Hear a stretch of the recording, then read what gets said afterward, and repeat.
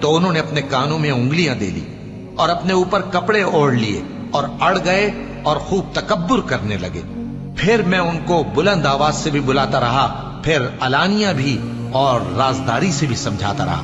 پھر میں نے کہا کہ اپنے پروردگار سے معافی مانگو کہ وہ بڑا معاف کرنے والا ہے، وہ تم پر آسمان سے موسلا دھار میں برسائے گا اور تمہارے مال اور بیٹوں میں اضافہ کرے گا اور تمہیں باغ عطا کرے گا اور ان میں تمہارے لیے نہریں بہا دے گا۔ تم کو کیا ہوا ہے کہ تم اللہ کی عظمت کا اعتقاد نہیں رکھتے، حالانکہ اس نے تم کو طرح طرح کی حالتوں میں پیدا کیا ہے؟